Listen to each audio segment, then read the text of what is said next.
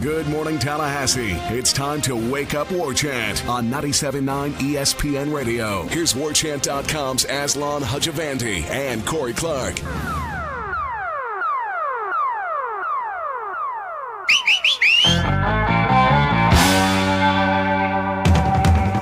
You heard the names already. You know who it is. It's Aslan. It's Corey. It's Wake Up War Chant. Welcome to the program. Brought to you by For the Table Hospitality in those three awesome locations over in the College Town District, Central, Madison Social, and Township. They're going to be really fun to be at for that spring football game, which is creeping ever so closely to us. Corey, how are you, man? Good, buddy. What are we, 2 weeks out? Less than 2 weeks out, right? Yeah. Don't make me do math. 12 days, 13 days, 12 days away? Something like that. Catch the fever. Catch the fever. I got it, man. This football thing is We're really going to see Vanilla Ice in like 12 days from now. Can you believe that? When you put it that way, it puts a smile on my face, yeah. man. Oh, yeah. I'm stoked for it all. All right, so we had practice yesterday. Observations. We had like two, 4, 6 practice, periods or so that we were able to watch. 4 periods, I think. 4 periods. That sounds even better. Yep. I know your boy, DeAndre Francois. That's your boy after all. Yeah, sure.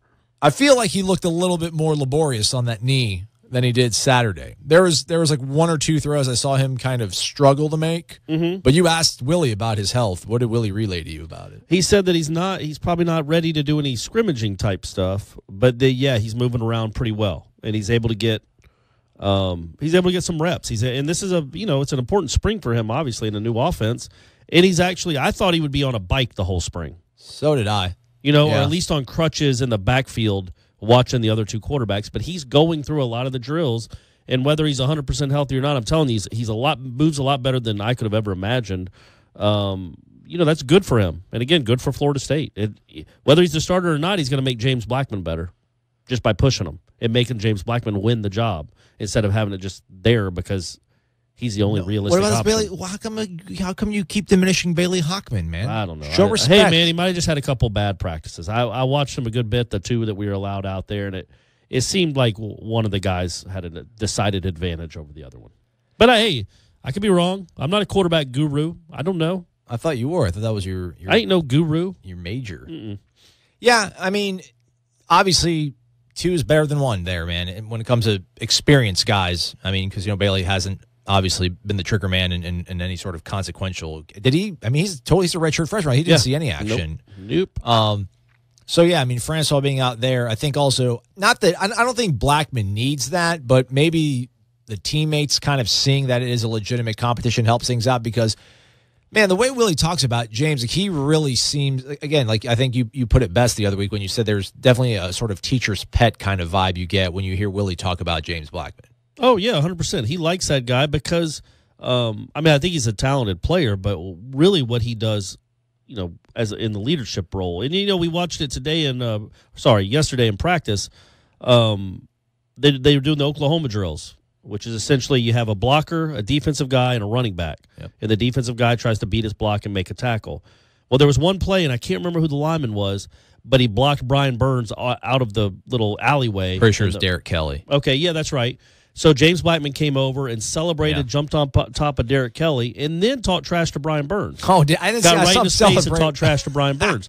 Man, that's what this team needs. That's what a program needs. That's a really big deal. And I was around that 2013 team a good bit, and you best believe Jameis Winston and Telvin Smith were going, and James Wilder and Freeman. They were all going back and forth. Man, you need the competitive juices in practice because that always comes bubbling up to the surface on Saturday. And I don't think they've had much of that around here lately. If you have a quarterback that really gets under the defense's skin, and I think it's all in good fun too. It's not like Brian Burns pushed him or anything. I mean, I think they're friends, but also there can be friendly competitiveness, but it's still competitiveness, and there's still competition. That's a big deal, and I think that's the kind of stuff that Taggart's talking about. His starting quarterback goes over there, jumps on top of his lineman after a great block, and then talks a little smack to the defensive end that got pushed out of the way.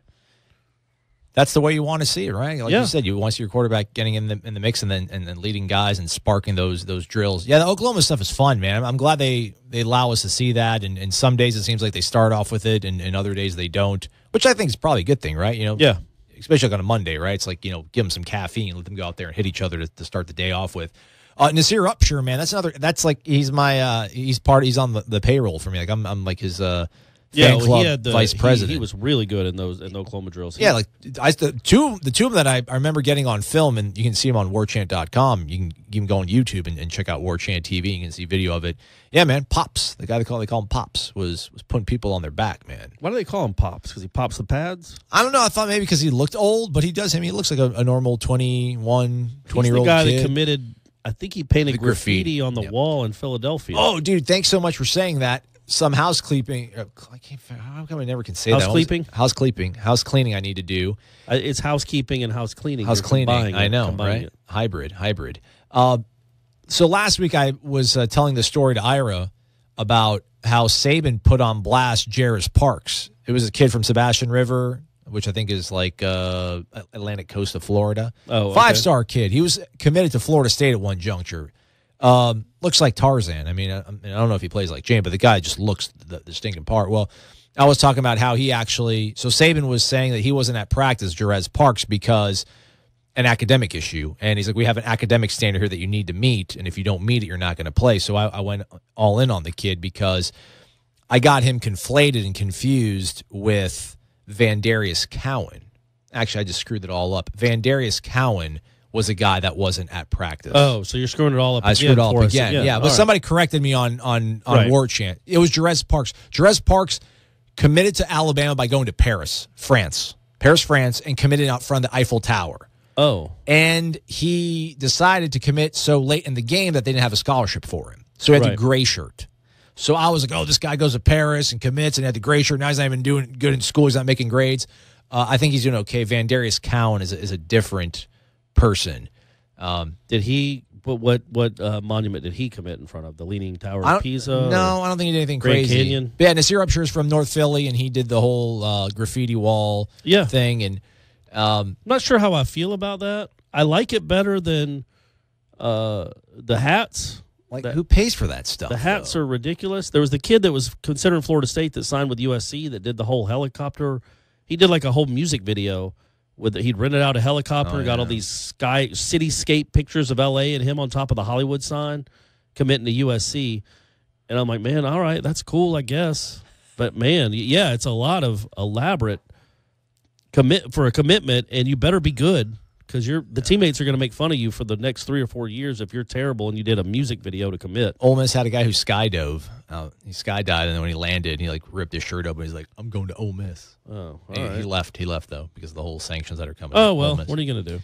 But, yeah, I mean, Nasir Upshur looked really good. Yeah, he is a physical dude. And he catches really well, too. I know I talked up Trey McKitty one of the first 2 practices. He's really – I mean, they look – pretty darn set at tight end. Yeah. Both of them look good. And then also, you don't know about Neighbors and Vickers, but you got to assume they'll get on the field at some point. I mean, they're good players too. There seems like there'd be a role for them in some capacity. There's a logjam there, though, which is actually somebody asked us the question, I think, on the Renegade Express, which, programming note, we won't be having a Renegade Express this week because there will not be a Thursday nor Friday program this week. Because somebody's going to Augusta. Yeah. That would be myself going to Augusta, going to the Masters, going to round 1 of the Masters. My buddy got me tickets, so I'm going to scratch off the old bucket list. So we won't have that. But, yeah, somebody was talking about who do we see potentially leaving tight end and going to the other side of the ball. Because, I mean, that's a lot of guys right there, man. I mean, McKitty and then Nasir Upshur and then Vickers and Neighbors. I mean, do we really need – and then Alexander Marshall.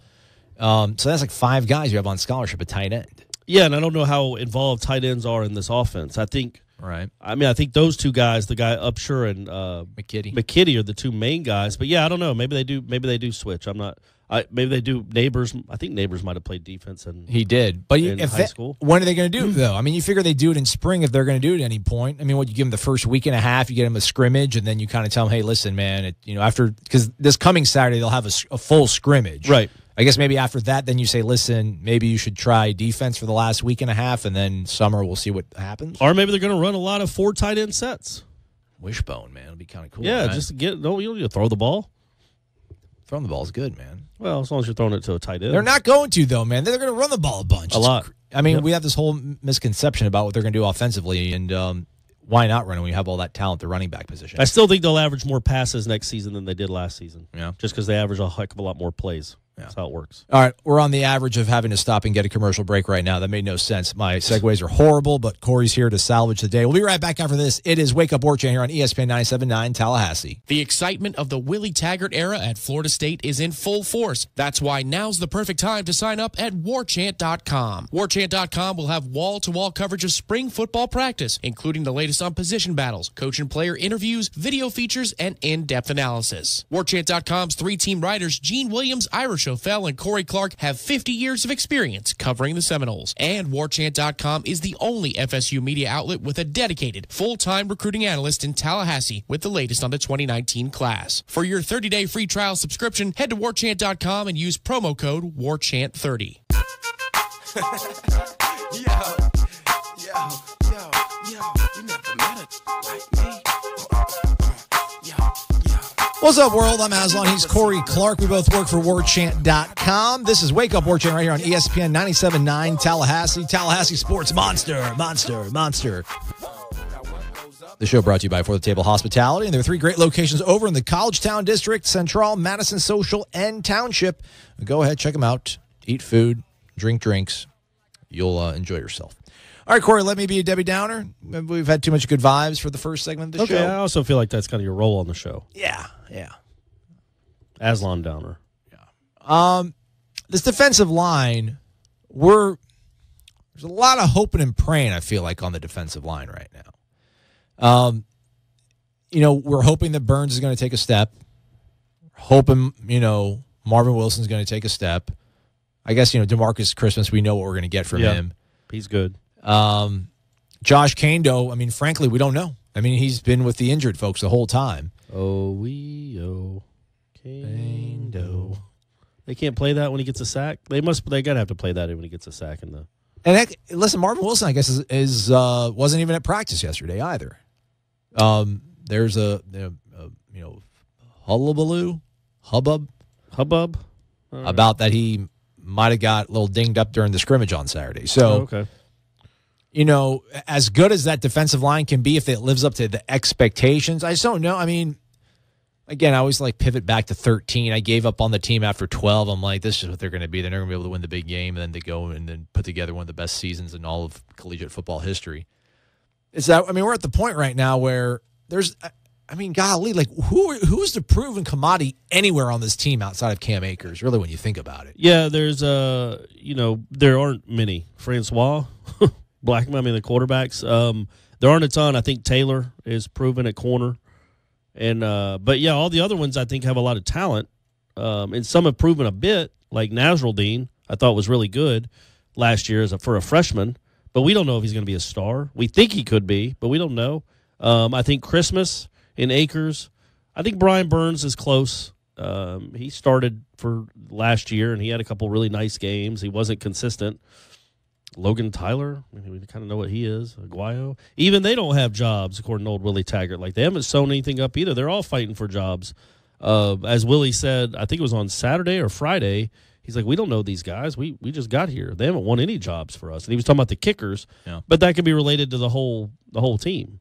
So no, they don't. There aren't a ton of proven commodities, but it's a lot of really talented guys. But yeah, there's not a Derwin or even like a Matthew Thomas or a Hoskins, somebody what you're going to get. You don't know. It's kind of, I'm sure it's worrisome, but it's also kind of exciting. The potential, you don't know what excited about it. Is. I was excited about it too when we were doing the previews for warchant.com. I was saying outside of the running backs, which you have 2 proven, home run guys there. Maybe not home run, but just solid top shelf guys in Cam and Jock. The defensive line, you thought on paper, you're like, dang, man, Burns, money year, junior year, you're draft eligible after this year. Marvin Wilson, finally your time to shine. DeMarcus Christmas coming back for your senior year. You're stronger, you're bigger and smarter than everybody else you're going up against. And then, okay. Yeah. And Wally Aim, or Amy, however we say it's M-A. I think they like him a lot. Yeah. He's been running with the ones. I know that's Kendo hasn't been out there, but I think he's going to have a nice year. He's a big dude that can move, and I think he's going to be a. But again, he's nice moving player. positions though. He's going from outside to inside. I thought it was the other way around.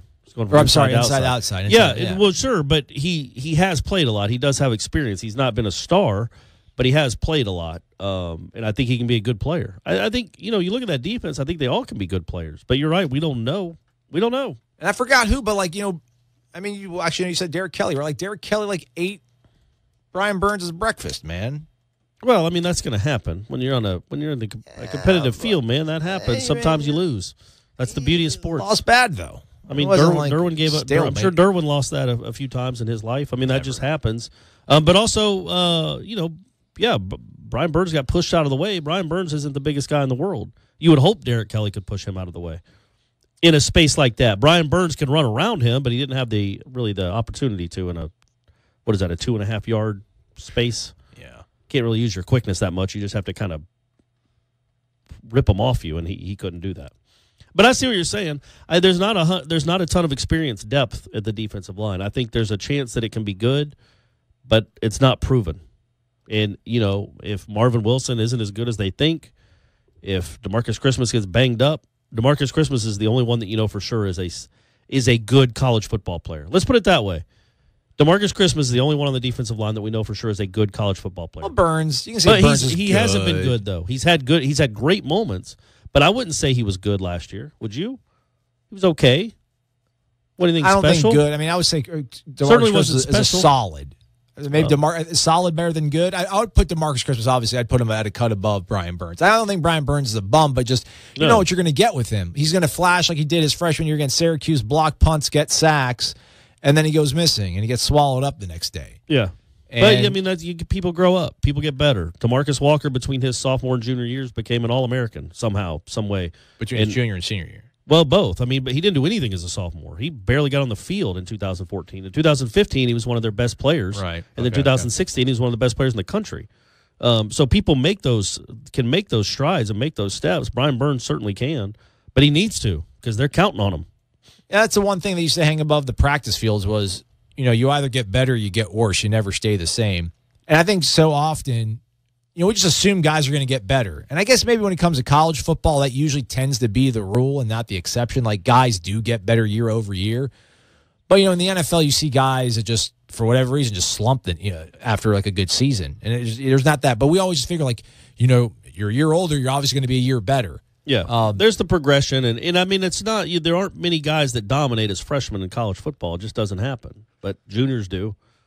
That's how it works. I think like DJ Matthews, I think he's gonna be really good this year.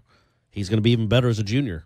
I think. That's how college football typically works. You don't usually reach your peak as a freshman. Well, let's hope not for Brian Burns' sake, right? Well, but again, though, when you talk about, to me anyway, when you talk about looking at this team and there's some solid pieces, but there's a lot of question marks. But I think they're exciting question marks. I think DeCalon, I don't know how to say his name. Derek Brooks' son, DeCalon. He keeps running with the ones and he keeps standing out. And I think they think he's going to be good. He's going to be a real player, and he was just recruited because of his last name, but they're certainly not going to play a kid just because of his last name, and they're not going to start him. He is wowing them in practice, I think, and I think he's got a chance to be obviously running with the ones, but I think they think he's a difference-maker type player. Maybe he'll be better than his dad.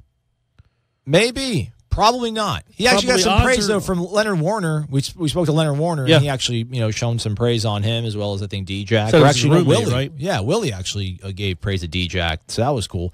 Willie's and I shouldn't say this because everyone's going to get upset, but I don't know if Willie's just not as micromanaging as the guy previously, but when we ask Willie questions, I don't want to say we catch him off guard, but he doesn't have a very good, I don't want to say good answer. He doesn't have a descriptive answer for a lot of the questions that we ask him about guys. Right, yeah, he's not. I don't think he's one that's like, if you say who stood out in the scrimmage, he's not going to tell you, oh, this guy was awesome. 13 looked really good out there. Yeah, I don't think he's going to be like that. Jimbo would say, you'd ask him about one wide receiver, he'd name 6 of them. Right. Which kind of, dilutes the answer. That true. I was just asking about Keith Gavin, man. I don't need to know about blah, blah, blah. So, but, yeah, I don't think Taggart's throwing around a lot of platitudes right now. And I don't think he was all that pleased with the scrimmage. But messy was the word he used to describe, right? Yeah, messy. but they've been doing it for 2 weeks now. They're not supposed to be great. Should be encouraged, though. That's not I what he think was. He said sometimes they competed. He just kept saying compete. That's a big word he likes to use a lot. He's always talking about competing. But I know it's just when it comes to spring, we huddle after we watch practice and after we listen to Willie talk, and it's all right. What did we hear? What did you see? And I don't know if it's because we don't want to be like the harbinger, like we don't want to be like the angel of death. We don't want to be like archangel over here. But we never talk about things that don't look good at practice, right? We're not. I mean, like I've seen certain segments have individual work where they're just getting ripped the whole time. Right. And, like we don't talk about that though. But we talk about like, Tamori Terry caught 3 passes, and DeKalin Yeah, Brooks. I talked about Bailey Hockman.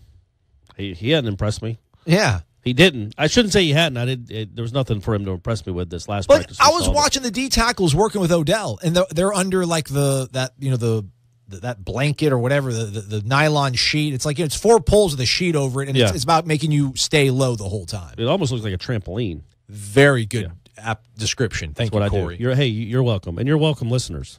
But he's like I'm not going to say the kid's name because he said to like 3 different guys. He's like bend, get lower, bend your knees. You're not low enough. You're not low enough. He was just saying you're not low enough like 50 times back to back to back to back. And I'm just thinking to myself, I'm like, all right, well that's a guy that we're expecting to like be a pretty good player for them this season. And like, shoot, man. And I know, listen, again, it's April 2nd.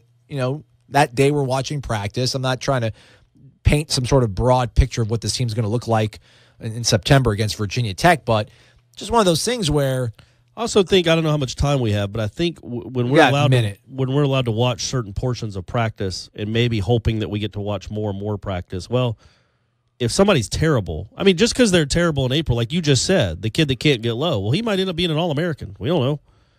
Because he's not great in April, I don't know that it's necessarily fair to them to say, oh, he looked terrible.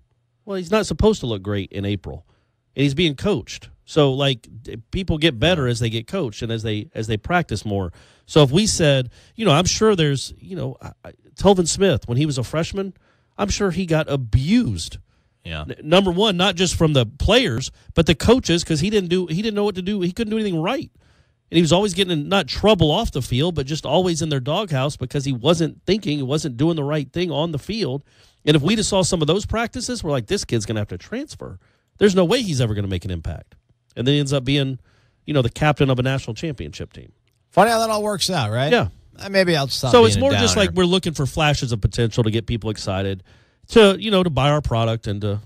Yeah, that's how it works. All right, this also works by taking a commercial break. It's a capitalistic enterprise. It's Wake Up War Chant. We're coming right back after this on ESPN 97.9 Tallahassee. You're locked in to Wake Up War Chant on 97.9 ESPN Radio.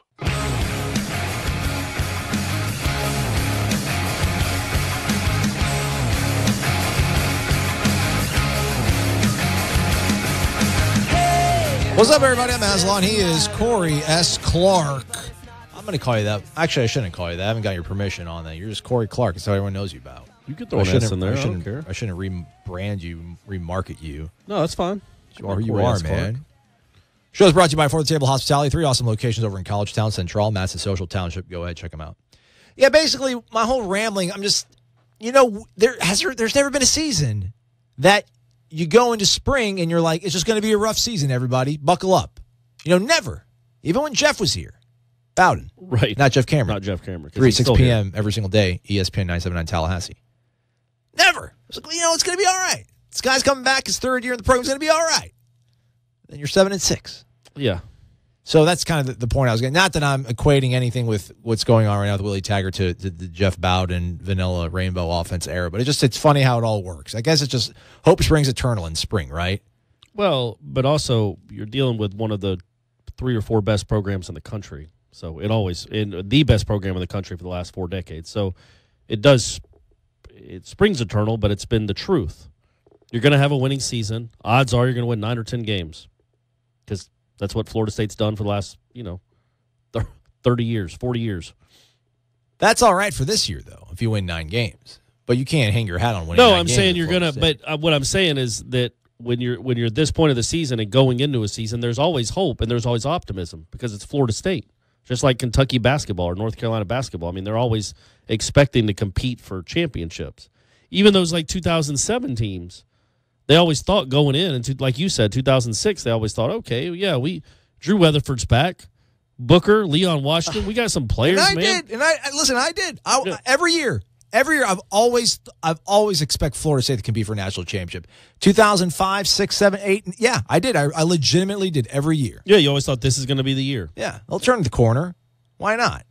Why not us? And then 07 comes along. You're like, all right, well, the players may not be as good, but we got all these new coaches, and they're going to turn it around. And nope, you still went 7-6 2 of the next 3 years. Yeah. I'm trying to find this great research somebody did. And this is the argument that you and I keep having. That's obviously a very cordial argument. But I just don't know how they're going to share the ball, man. That's another thing that's kind of, that's a good problem, though, because that's ultimately just going to hurt somebody's feelings. And I just feel bad for somebody's feelings. Yeah, I don't think the team is going to suffer if Cam Akers gets 70% of the carries. See, somebody posted something about the split distribution of carries at Oregon last year. And, I mean, they average like running the ball almost 50 times a game. Yeah. And they're like, all right, well, the way I see it happening is, Akers gets 15, Patrick gets 12, and then, Rasul gets 7, LeBourne 5, Zaquandre 5. And No, man. No, you're not. Cam Akers needs to get the majority of in that math right there, Cam Akers is getting, 30% of the carries? Roughly. That can't happen. No. And that won't happen. He'll get 60% of the carries.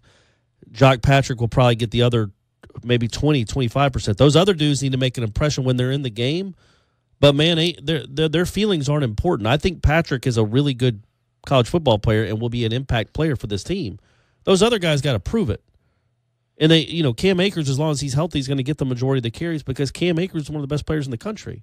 Just like Warwick Dunn got the majority of the carries and Dalvin Cook got the majority of the carries. That's how it works.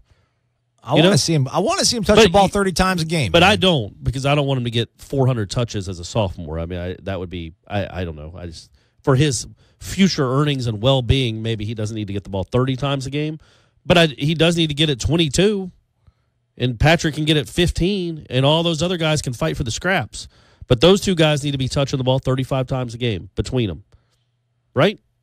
Yeah. You got to figure that's 180 yards. I just can't 170 yards. I can't picture a Florida State team running the ball like 50 times every week. Can you picture I can't picture a Florida State team snapping the ball 85 times in a game. But it used to happen. Like the Virginia game where they lost, where Warwick Dunn got stopped at the half yard. Cannell threw 68 passes in that game. They must have run 90-something plays. I was looking up. I think they scored 77 on NC State one of those years. One of the 95, and they ran over 95 plays. So they've done it before when they used to go hurry up all the time when Mark Richt was the coordinator, when they just started the fast break thing with Ward and Cannell. So I've seen them run that many plays before. 77 to 17 in 1995. Does it say how many plays they ran? I can maybe find that if you want to. If I want to. But yeah, so it's going to be different just seeing that kind of pace again, and it's gonna take all of us a long, hopefully not a long time, but at least half a season, I think, to get adjusted to the tempo. Yeah, I can't find it, but yeah, I mean, and they're still trying to get so I don't know how to use the internet. You're going to try to find it. You're trying to say I don't know how to use the internet. Now you've got your phone out trying to find it there, Mr. Hotshot. Yep, gonna do it. Yeah, I mean, I guess those are the things that give the optimism, is that they're going to be able to have so many. I don't know. Just I debate between like having just too much of anything is too much. I just feel like there's too many tight ends, there's too many running backs, but there's not too many wide receivers. But I mean, if everybody gets healthy, you got Nooney, you got Keith, you got Tamorian Terry, you got DJ Matthews, and you have all these freshmen. Which I'm again, I know I'm probably living in the past with the old guy, and then if you were a freshman, you didn't do anything. Florida State ran 85 plays in that game. 85 plays. Yeah. Good job. Where did you go to find that? NoleFan.org. RC, I need to just go. That place is the bomb, people. I don't even know who does it. I should know because I go there all the time. No, it's incredible. It's an awesome site. They're not paying us. They might not even know about the show, but NoleFan.org, people. That's a place to go. Go check the North Carolina State game from that year as well, how many plays they ran. That's what I just did. Oh, that was the was the 85 Oh, I thought you were one, talking yeah. about Virginia. They're doing the Virginia game where Canal threw 68 Oh, times. yeah, that's the same game. That's the same season. Let me check that out. And with the handy resource tools at knollfan.org, you can easily traverse back to the original page. They ran 92 plays in that game. There we go. So back then, I mean, they Watch were. those. Plus, also back then, with the way the college game was, anytime you ran out of bounds, the clock stopped, and it didn't start up again until the ball was snapped. So everybody ran a lot of plays back then. So now you're running 60. I don't know what Florida State averaged this year. 42 plays a game.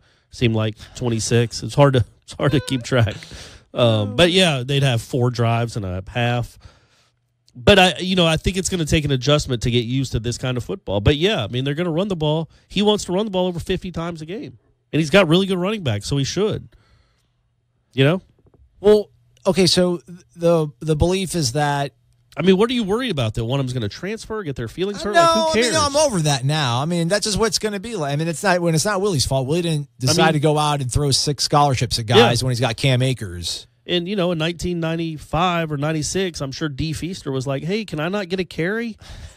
And Rock Preston, Warwick Dunn are like, nope, sorry, man. When we get up by 60, you can get in the game. I mean, that's how it works, man. If LeBourne wants the ball, he's got to prove that he can that he needs to get the ball. And I think, by the way, he has a chance to be a really good player. But he probably has to wait his turn until Patrick leaves. I keep wanting to call him 19 because that's what we see Patrick in on the practice field, number 19. But that's just because they haven't taken the 1 off yet. He hasn't earned to be a single digit. He's not a dude yet. Bob, he was out at practice yesterday. He was at the practice. He was with the running backs. I didn't see him out there on Friday nor Saturday. I didn't either. So then I asked Willie about it, and he was like, "Yeah, he's fine." Yeah, I'm like, sorry, Willie. So whatever it was, he seemed to be fine. There was wasn't wearing no contact jersey or anything. He seemed to be running well. But it's just, I also think they're going to keep the ball on the option a bit. The quarterbacks are actually going to keep the ball and pull it and run. God. They actually practice that, keeping the ball and going. And on the zone read or the read option, whatever you want to call it, they actually practice pulling it and running, which I don't know that they ever did under Jimbo. But I do think that's going to be a part of this offense too. Not a big part, but it will be a part. I feel bad. That's going to. I can't see James Blackman do that. That's the one thing. But he's only going to pull it if there's green space in front of him. He's not going to pull it to try to shake a D end. But if they all go with 23 or that's Cam 3, Akers. Is he 3? Isn't that his number in real life? 3? What number is Cam Akers? He's 3. See, he's screwing me all up. I want to call him 23 now. People are like, who is that? Freddie Stevenson's got it a 6th year. Yeah, and Byron Capers is back. So yeah, he's gonna pull it, and there will be times this year where a Florida State quarterback, whoever it is, will rip off a 20-yard run before anybody touches them. Just like they could have been doing the last 3 or 4 years, but they would never pull the ball and run. That will happen. That will be a part of the offense. James had that nice run against NC State. I mean, ultimately fumbled right at the end of fumble. it. That was a shaky shake, whip-de-doo spin move. So maybe he does actually have it. No, I think he's got. And he didn't look terrible when he did it the last couple games of the year when he was running more.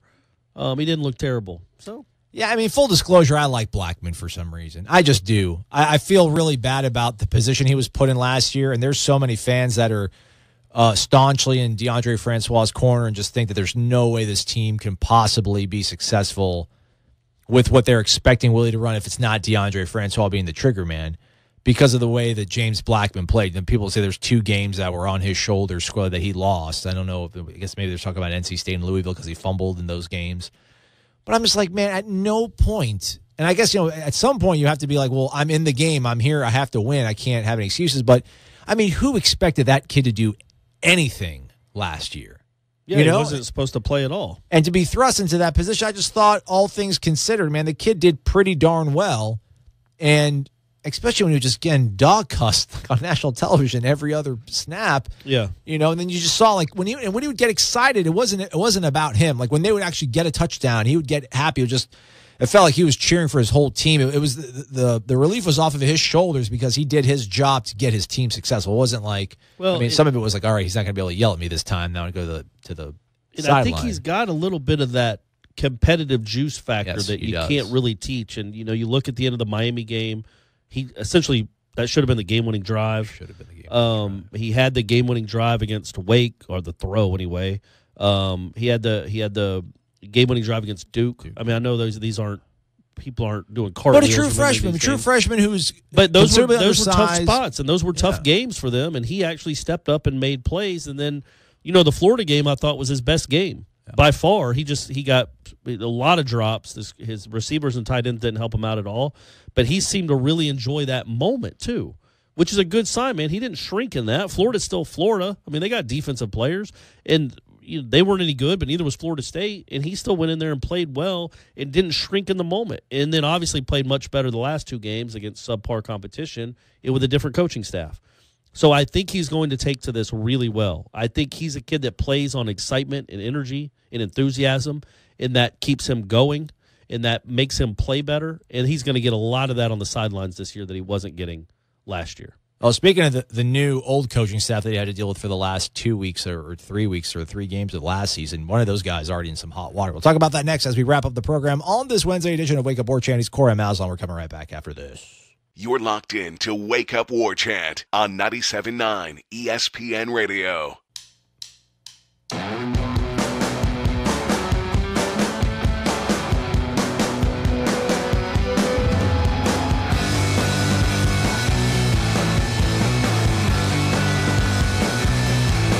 Hello, friends. I'm Aslan. He's Corey Clark. This is Wake Up War Chant, final segment of the day, brought to you by For the Table Hospitality in those 3 awesome locations over in the College Town District, Central, Township, and Madison Social. If you go to Township, get those shrimp ceviche tacos I talked about the other day.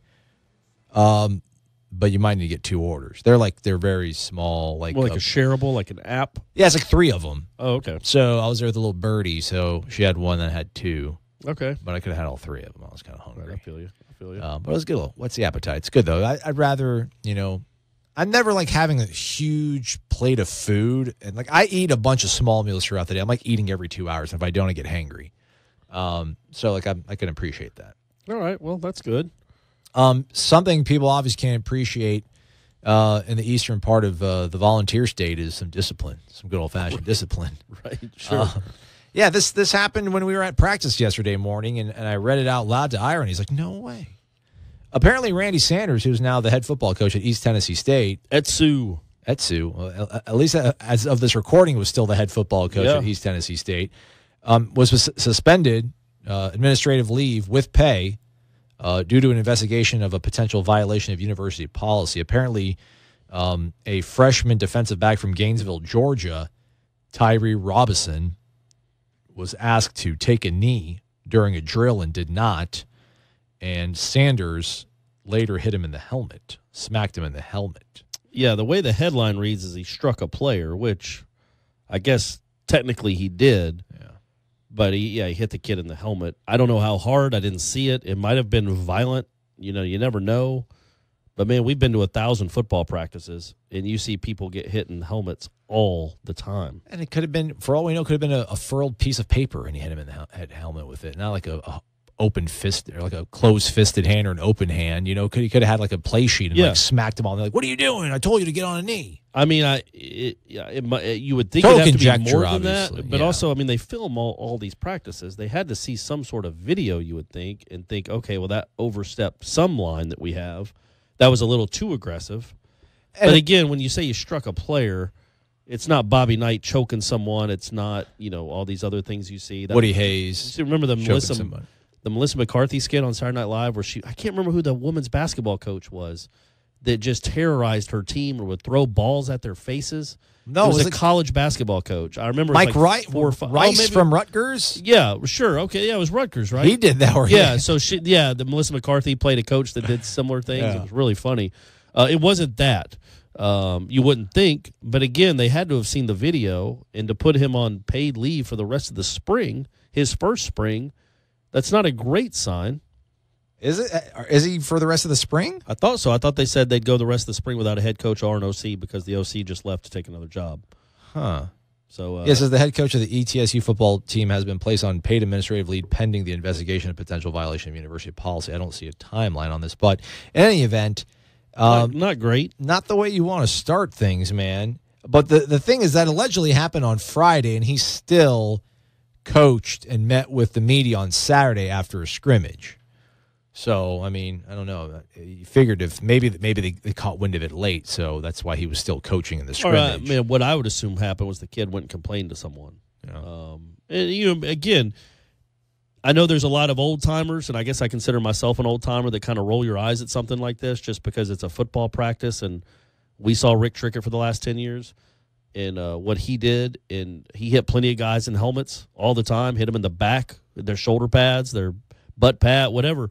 He would move them the way where he wanted to move them. I don't know that you'd call that striking, but they had to have seen that everything. Like I said, everything's recorded. So if it's in the drill in the middle of a practice, they have footage, they have evidence. Yeah. So they must have seen it. I would think. I mean, just me being pragmatic, they must have seen it and thought, okay, that's not what we want our head coach to do. That was above. That was a step or two beyond the line of discipline. To strike a kid out of anger, even if you're hitting in the helmet. You didn't do any damage. You can't damage a kid when you smack them in the helmet. The only thing you're going to do is hurt your hand. But they didn't like the look, I guess. I don't know. Yeah. It's a bad start. Apparently they shuttered their football program for a bit. I think they've only been back on the scene for a few years, I think somebody was saying. So maybe they don't realize that what happens when you're having to coach a collegiate football team. But anyhow, yeah, that's Randy Sanders. Never would have thought he seemed like such a mild-mannered man. Saw him at a local establishment in town the night he agreed to that deal. Yeah, was actually out to dinner with the War Chant crew. With I just been hired, so I was out with Gene and Ira and their wives, and Stephanie came with me. And then when we went to the bathroom, I saw Randy Sanders meeting with two guys in suits. I'm like, man, there's something going down here. This was obviously like 2 weeks after I think it was like a week before the bowl game. Okay. But obviously he wasn't staying at Florida State. Yeah. And so for the next hour, every time we walked by the table, they were wearing pins on their suits. And we're trying to figure out what the E was. Was it Elon? Was it somebody? And then finally, right when we were walking out, I think it was it was Ira that said it was ETSU. Then maybe an hour and a half later, they announced him as the head coach. I mean, that was great. So we saw it happen. It was in Tallahassee at a local establishment. Randy and his wife and he must have been terrified when he saw you. It was the AD and I guess the president. It was the AD and somebody that was there with him. I'm sure he was probably like, "I can never get away from you, losers." Yeah. Well, I mean, if he wanted privacy, he wouldn't have gone to a very popular place on a Saturday night in Tallahassee. That's true. So I didn't feel too bad about it. Well, good for him. Hopefully it all works out. Hopefully it's nothing too too much of a detriment. But either way, it's kind of an embarrassing start to your tenure. Yeah, a little bit. Yeah, a little bit there.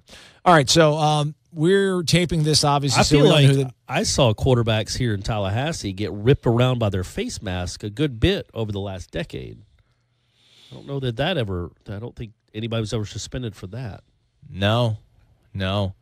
I used to cover some high school football practices and got a little bit uncomfortable. Coaches would sometimes grab kids by the face mask. I'm like, yeah. Well, that you're actually jerking a little bit. You can do a little damage to the come neck. on, he's like 16 years old, man. Yeah. Come on, you guys are 5-3. It's going to be all right. You'll make the playoffs and lose in the first round like you do every year. Yeah, knock it off. What is it? It's Mississippi high school football. Yeah. Just calm yourself. Yeah. So these kids keep coming from everywhere, though. I saw a bunch of kids from Alabama yesterday at practice. Yeah, they're bringing them in. They're bringing them in, and they had the coaches clinic this weekend, right? Oh yeah. So they're going to bring in a ton of coaches for that. Bowden's going to be there too. Yeah. I wonder what he's going to talk about. Recruiting Peter Warwick, maybe. Hey, I just told him to throw him the ball, and I'd run 3 reverses a game. Or he's at Derek Brooks' house, and his sister or his daughter or his sister fell asleep in Bobby's arms or whatever, and then. Is that the story? Yeah, that's funny. That's when they knew. He was a great recruiter, man. He was a great recruiter, and he's great everything, man. Yeah, and he was fun, and he was as media friendly as anyone has ever been, and he got the program on the map. And I hope he lives to 100. But you know what? I probably won't ever fall back in love with him until that happens, sadly. Until he lives to 100? Yeah. Or when things, Father Time wins. Well, right. So you're saying until he passes away? I hate myself for it. I do. I mean, I know we're winding down on time. It's been a very weird show, everybody. This has been one of the worst shows probably put together. I'm sorry, buddy. Way to stick in there. No, you're doing fine, man. You're doing fine. But I can't. And this comes back. It comes back to the guy previously. Just things were so. It's so hard to shake how bad we were at the end of his tenure, and just how different football. I mean, I know football is the same thing. It's 11 dudes playing 11 dudes. It's about tackling and blocking. But just you're like, man, like. Well, what I always thought back then was he was being incredibly selfish. He did not want to leave. Maybe for financial reasons, maybe for ego reasons, he did not want to leave, even though it was desperately time for him to leave. And he was an older man. He was not a good coach. He was not good for Florida State at that time. And he stayed around way too long just for his own ego and because he wanted to keep the job, even though there was no reason for him to stay around. And he just kept doing it. But at the same time, man, we all get like that. You know, I ripped him probably way too hard back when it was happening. But, you know, I'm sure I'll be like that when I'm that age. I'm not going to want to just, like, be like, okay, yeah, I'm not good Gene's anymore. like, it's over, buddy. Yeah, It's yeah. over. Give me your laptop. 85-year-old Gene's like, pack it in, Corey. You can't do – imagine us at 78 and 85 still going out to Willie's 4 a.m. practices. What practice periods are we allowed to watch? Yeah, just throwing stuff and, yeah, on our hoverboards. So, I mean, I get it. I get that. But I think, especially as we've gone on, and there was a national championship in between, and the program got resurrected really quickly, that I think most of that ill will, because he built up some bad will. Yes, I mean, the program was a train wreck on his watch, and he didn't do anything to correct it because he wanted helpless. It was a feeling of helplessness. Yeah, well, and he had his son in a position he wasn't supposed to be at, and a lot of people have a hard time forgiving him for that. But at the same time, to me, it's like the Star Wars fans that hate Phantom Menace so much and hate George Lucas and rip him, and he's awful and he ruined the franchise. It's like, dude, he created the franchise. Like, he can do whatever. You know, part of me is like, man, George Lucas can do whatever he wants. He's the reason you have your Stormtrooper outfit that you wear in your mom's basement every night. He gave you that whole world that made your life, and then you rip him for Jar Jar Binks. Jeff Bowden was Bobby's Jar Jar Binks. I get it. He was not any good, just like Jar Jar wasn't.